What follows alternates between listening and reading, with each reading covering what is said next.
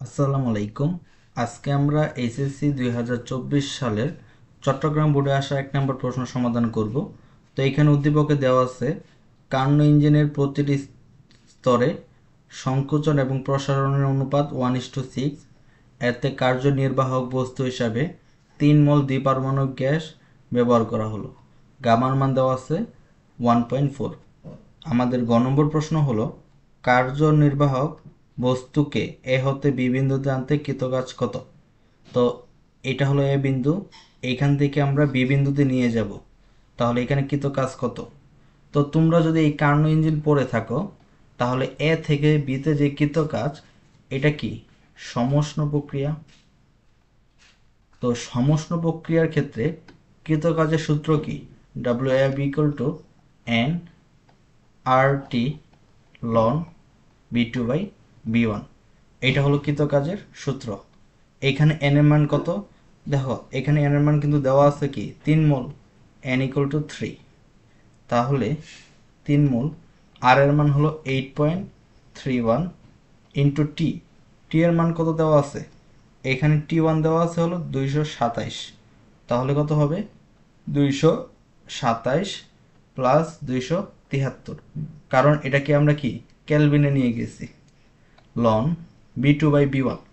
এখানে দেখো সংকোচন এবং প্রসারণের যে অনুপাত সেটা দেওয়া আছে, তাহলে এখানে B2/B1 কত, B2 হলো 6, B1 হলো 1।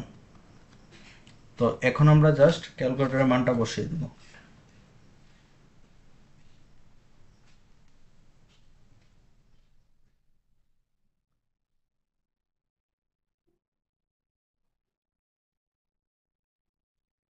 এইটা ক্যালকুলেটর যদি বসাই তাহলে আমাদের অ্যান্সার আসে 223334.281 এত জুল। তো আশা করি তোমরা এটা বুঝতে পারছো। তো এখন আমরা গ নম্বর সমাধান করব। এখানে বলা হয়েছে প্রদত্ত ইঞ্জিনের কর্মদক্ষতা 55% অপেক্ষা বেশি হবে কিনা। তো কর্মদক্ষতা কিভাবে বের করে তোমরা সবাই জানো। কর্মদক্ষতা কিভাবে বের করে, অর্থাৎ ইটা = 1 মাইনাস T2/T1। এটা হলো কর্মদক্ষতার সূত্র ইন্টু 100%।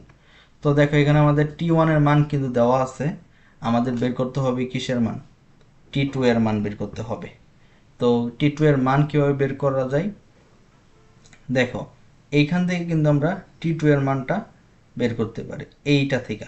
এটা কি, এটা হলো রুদ্ধতাপীয় প্রক্রিয়া। তাহলে রুদ্ধতাপীয় প্রক্রিয়ায় অনেকগুলো সূত্র আছে। তো সেখান থেকে আমরা, যেমন এই সূত্রটা আছে পিভি গামা পিভি গামা, এরকম অনেকগুলো সূত্র আছে। তো এইখানে আমাদের যে সূত্রটা লাগবে, দেখো তোমরা এই সূত্রটা সবাই পড়ছো যে T1 B1 = T2 B2। এখানে হবে কি গামা-1 গামা-1, এই সূত্রটাও পড়ছো তোমরা। তো এখান থেকে খুব সহজে আমরা T2টা বের করতে পারি। তাহলে T2 = T1 ইন্টু B1/B2 গামা-1।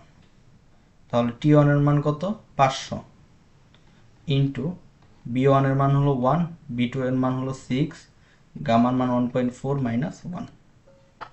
তাহলে এখানে যদি আমরা ক্যালকুলেটর বসাই তাহলে আসে হলো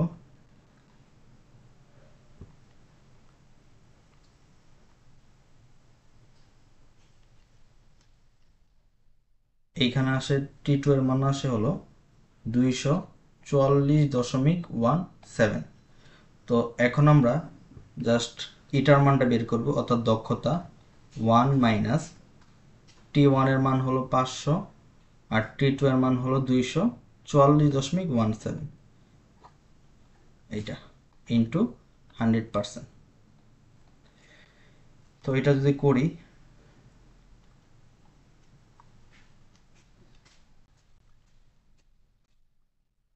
তাহলে আসে 51.3%।